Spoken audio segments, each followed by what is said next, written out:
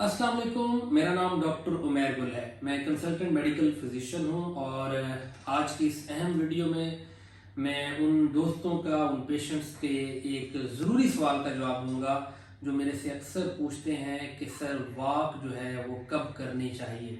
Walk खाली पेट करनी चाहिए, खाना खा के करनी चाहिए और कितनी देर के लिए, कितने मिनट्स के लिए वॉक करनी चाहिए। तो इस वीडियो में इन सब सवालों का जवाब जरूर मिलेगा।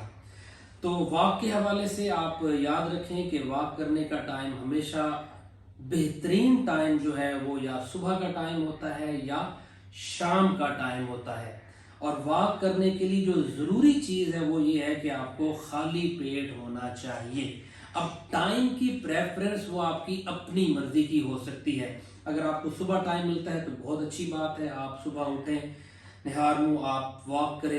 एटलीस्ट 25 से 30 मिनट, 20 मिनट की ब्रिस्क वॉक आपको करनी चाहिए। लेकिन वो लोग जो रात को देर से काम करते हैं, जिनकी जॉब की नौइयत इस तरह की है कि उनकी वर्किंग रात को होती है, तो वो शाम को भी खाली पेट वॉक कर सकते हैं। तो टाइम की कोई इसमें ममानियत नहीं है कि सुबह को भी कर सकते हैं, रात को भी कर सकते हैं। लेकिन एक शर्त जरूरी है कि वॉक जब भी करनी है, लंबी वॉक, वो हमेशा खाली पेट होनी चाहिए। वो सुबह आप निहार मुंह भी कर सकते हैं और रात को, शाम को खाने से पहले भी कर सकते हैं। अब अगली बात कि वॉक का दौरानिया, इसका ड्यूरेशन कितना होना चाहिए, कितने वक्त के लिए करनी चाहिए। तो अब ये सारा मामला पूरा साइंटिफिक हो चुका हुआ है, एक पूरी तहकीक हो चुकी है इसके ऊपर। नाइस गाइडलाइन जो कि शाया होती हैं इंग्लैंड से, उन्होंने बकायदा इसका एक टाइम फ्रेम दे दिया है कि एक हेल्थी लाइफ जीने के लिए, एक परमानेंट बेहतरीन लाइफ जीने के लिए आपको एक हफ्ते के अंदर कम से कम 150 मिनट की तेज कदमों के साथ वॉक करनी चाहिए।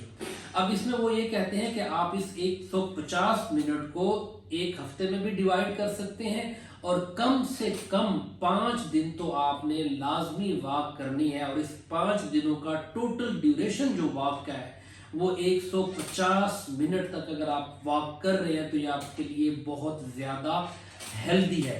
अब इससे हैरान कुन इंफॉर्मेशन जो मैं आपको देने वाला हूं वो ये है कि एक नई रिसर्च सामने आई है जिसमें बाकायदा तौर पर यह साबित हुआ है कि अगर हर खाने के बाद सिर्फ 300 स्टेप चल लिया जाए, सिर्फ चहलकदमी कर ली जाए। अब इसके अंदर ब्रिस्क वॉक नहीं है, इसमें तेज वॉक, तेज भागना या दौड़ना शामिल नहीं है। हर खाने के बाद हम 3 मेजर मील लेते हैं। अगर इन 3 खानों के बाद सिर्फ गिने हुए 300 स्टेप्स चहलकदमी कर ली जाए तो ये बहुत ज्यादा मुफीद है, मौसर है उन पेशेंट्स के लिए जो शुगर के मरीज हैं, जो ब्लड प्रेशर के मरीज हैं, जिनके अंदर मैदे के मसाइल रहते हैं, अंतड़ियों के मसाइल रहते हैं। तो ये बात भी तहकीक से साबित हुई है कि खाना खाने के बाद अगर 300 स्टेप्स अगर आप चल लेते हैं तो ये आपके लिए बहुत ज़्यादा हेल्दी है।